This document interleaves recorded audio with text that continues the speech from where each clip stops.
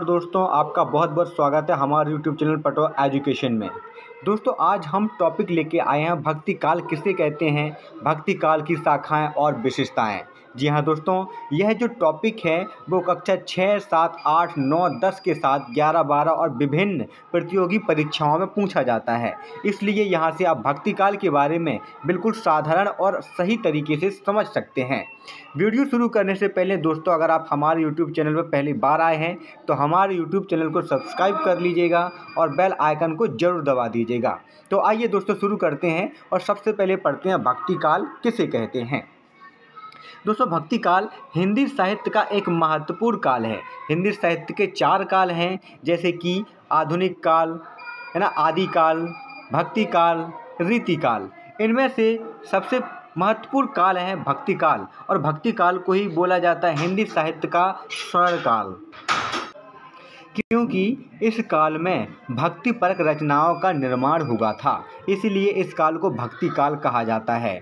भक्ति काल में भगवान श्री कृष्ण और भगवान श्री राम को ज़्यादातर उद्देश्य बनाया गया था और इन्हीं के जीवन पर आधारित विभिन्न प्रकार की रचनाएं, समाज के लिए पथ प्रदर्शक रचनाएं इस काल में दी गई थीं। आचार्य रामचंद्र शुक्ल ने भक्ति काल की समय सीमा 1375 से 1700 ईस्वी माना है। अब बात कर लेते हैं भक्ति काल की कौन कौन सी विशेषताएं रही हैं। तो भक्ति काल को हिंदी साहित्य का स्वर्ण काल कहा जाता है। वहीं इस काल में अवधी और ब्रजभाषा का प्रयोग सबसे अधिक हुआ है। भक्ति काल में वात्सल्य रस की प्रधानता देखने को मिलती है, जबकि भक्ति मार्ग को सर्वोत्तम माना गया है। वात्सल्य रस, जितनी भी भगवान श्री कृष्ण की रचनाएं हैं उनके वात्सल्य छोटे स्वरूप का वर्णन किया गया है, सब वात्सल्य स्वरूप को प्रकट करती हैं। भगवान कृष्ण और राम की भक्ति इस काल में सर्वाधिक की गई। यहाँ पर कबीरदास, तुलसीदास, सूरदास, जायसी जैसे कवियों ने रचनाएं की हैं। इस काल में पद्मावत, रामचरितमानस जैसे महाकाव्य भी लिखे गए हैं। भक्ति काल में गुरु की महिमा पर, नाम महिमा पर, भक्ति और प्रेम पर अधिक बल दिया गया है। वहीं पवित्र आचरण पर बल दिया गया। राज्याश्रित नहीं होना, यहाँ पे जो कवि थे वो राज्य में आश्रित, किसी राज्य पर आश्रित नहीं थे।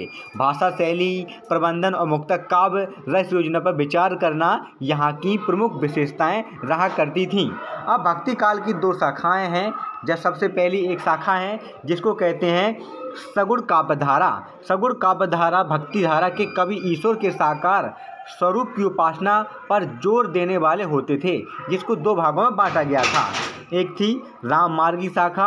राममार्गी शाखा अर्थात भगवान श्री कृष्ण को आराध्य मानकर उनके प्रति जो रचनाएं रची गईं वो राममार्गी शाखा के अंतर्गत आईं, जिसमें तुलसीदास और अज्ञदास प्रमुख कवि हैं। दूसरी है कृष्णमार्गी शाखा।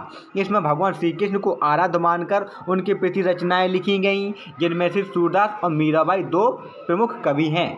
दूसरा आता है इसकी शाखा निर्गुण काव्यधारा। इसमें निर्गुण काव्यधारा में कवि ईश्वर के निराकार स्वरूप की उपासना पर जोर देते थे। इसको भी 2 भागों में बांटा गया। पहली तो प्रेम मार्गी शाखा, इसके प्रमुख कवि जायसी और रहीदास जी हैं, और दूसरी ज्ञान मार्गी शाखा, जिसके प्रमुख कवि कबीरदास जी और रविदास जी माने जाते हैं।